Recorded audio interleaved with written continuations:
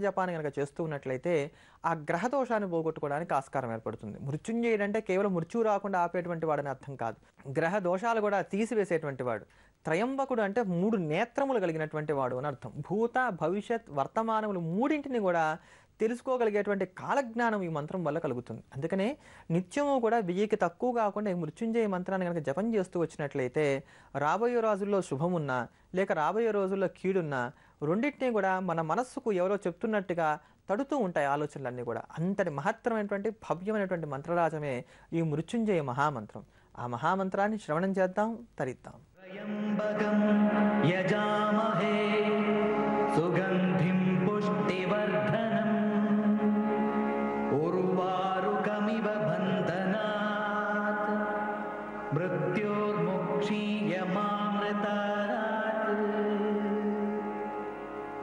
త్రయంబకం యజామహే సుగంధిం పుష్టివర్ధనం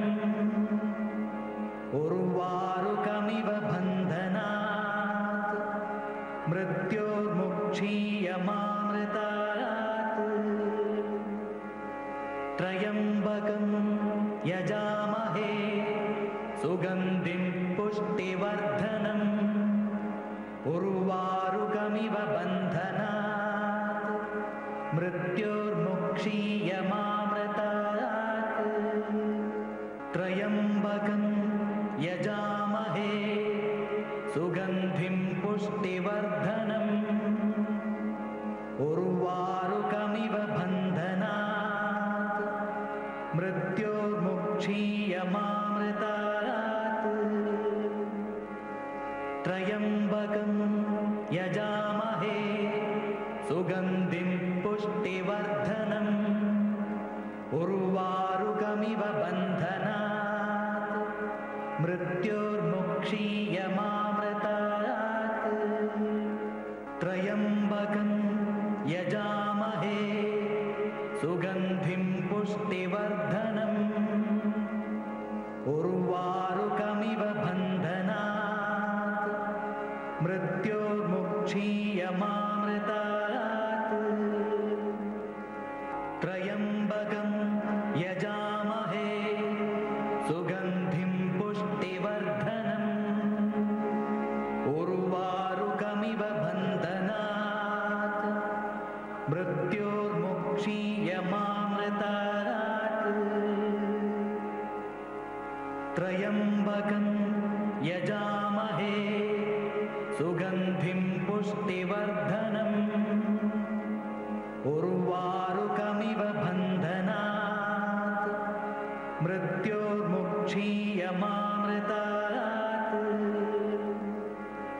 త్రయంబకం యజామహే సుగంధిం పుష్టివర్ధనం ఉర్వారుకమివ బంధనాత్ మృత్యోర్ముక్షీయమామృతాత్ త్రయంబకం యజామహే సుగంధిం పుష్టివర్ధనం ఉర్వారుకమివ బంధనాత్ మృత్యోర్ముక్షీయమామృతాత్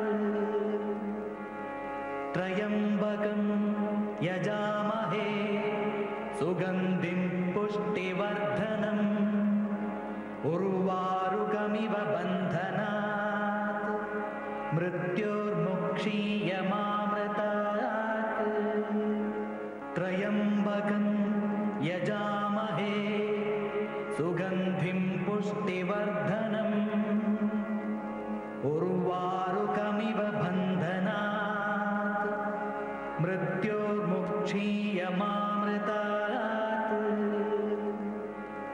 త్రయంబకం యజామహే సుగంధిం పుష్టివర్ధనం ఉర్వారుకమివ బంధనాత్ మృత్యోర్ముక్షీయమామృతాత్ త్రయంబకం యజామహే సుగంధిం పుష్టివర్ధనం ఉర్వారుకమివ బంధనాత్ మృత్యోర్ముక్షీయమామృతాత్ त्र्यम्बकं यजामहे सुगन्धिं पुष्टिवर्धनम् उर्वारुकमिव बन्धनात् मृत्योर्मुक्षीयमामृतात्